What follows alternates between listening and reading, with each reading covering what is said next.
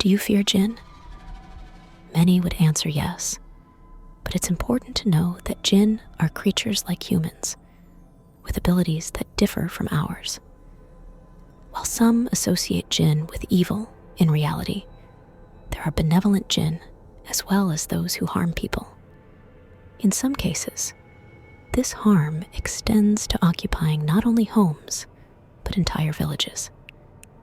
Today, our story unfolds in a village near Riyadh, Saudi Arabia, called Al-Warood. Let's explore the mysterious and eerie events that took place in this village together.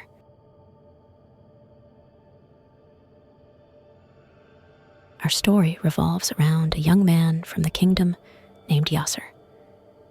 Yasser is a kind person who loves his friends and family dearly. One of Yasser's hobbies is traveling to European countries. In this summer vacation, he decided to visit Britain. As the vacation came to an end, Yasser wanted to surprise his family by returning earlier than agreed upon. He called his close friend Tariq and asked him to wait for him at the airport upon his return to Riyadh.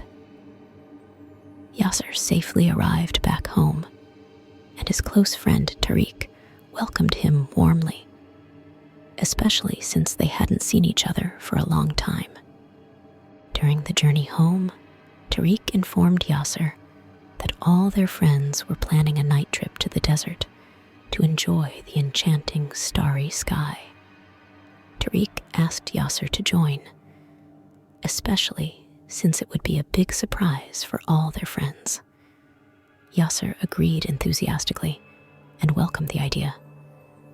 Tariq asked him to be ready for a pickup at 11 p.m. Upon arriving home, Yasser bid farewell to his friend Tariq and entered the house. His family welcomed him warmly, and they all sat together exchanging stories. Later, Yasser went up to his room and fell into a deep sleep. Yasser woke up to the sound of his ringing phone. It was Tariq, informing him that he would be at the house in 15 minutes.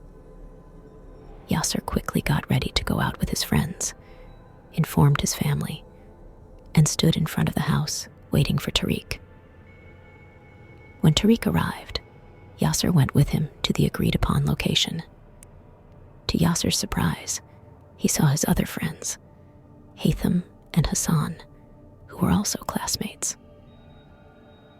The friends chatted and exchanged stories until 2 a.m., when the conversation took a turn. The friends turned to telling terrifying horror stories, especially tales involving jinn. Yasser pleaded, "Please, friends, don't mention jinn. They might come to us." Tariq responded jokingly, "Are you scared or what, my British friend?"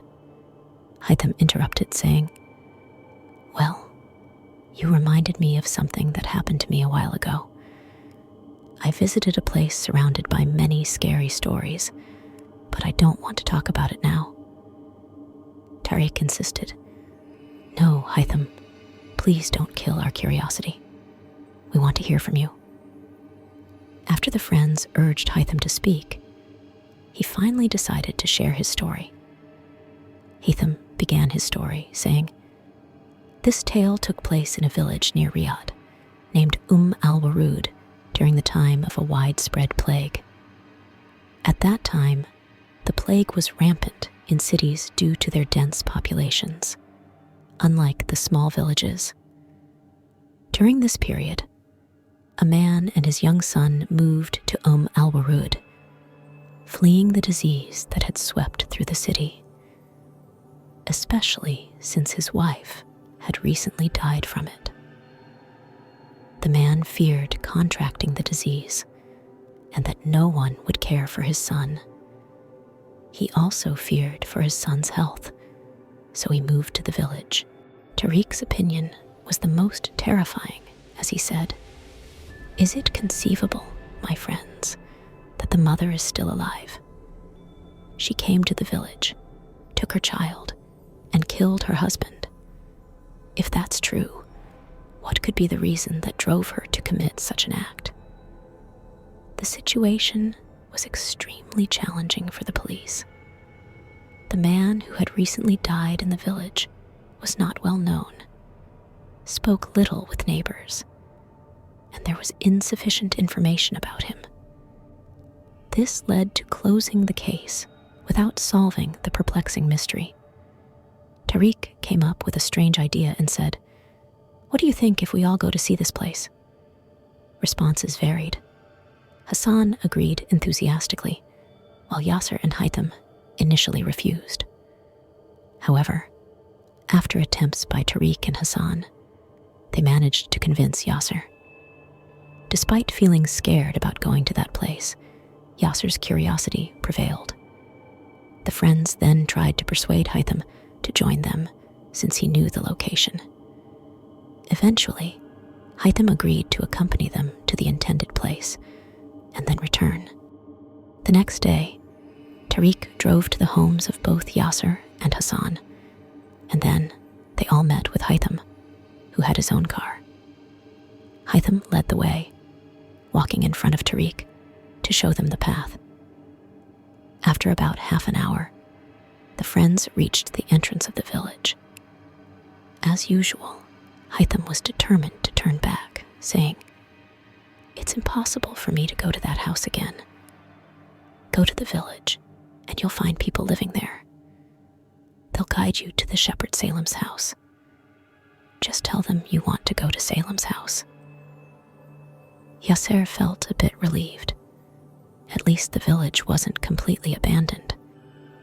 The road into the village wasn't in good condition. It was uneven and worn. The three friends entered the village, left the car, and began walking between the village houses. Despite the old mud brick houses, the village appeared quite natural and not as frightening as Heitham had described. While walking down the path, the friends saw an old man sitting in front of his house. They approached him, and Tariq asked, "Dear sir, we want you to guide us to the house of the shepherd Salem." The old man responded angrily, "There's no shepherd named Salem in this village." Yasser said, "Isn't this Al-Warood village?" The old man angrily shouted, "Yes, this is the village, and we don't have any shepherd named Salem. Do you want anything else?" The friends, bewildered, distanced themselves from the old man. Suddenly, a young man emerged from the house and asked, "Do you need any help?" Hassan replied, "Yes, we want you to guide us to the house of the shepherd Salem. We've heard about this shepherd, and we want to see his house." The young man responded, Yes. You're like those who went there before you." "Okay, I'll describe how to get to the house." As the young man explained the way, Yasser overheard the old man muttering softly, "May God curse you all and that shepherd in one day." At this point, Yasser felt that the old man knew something, but was unwilling to disclose it.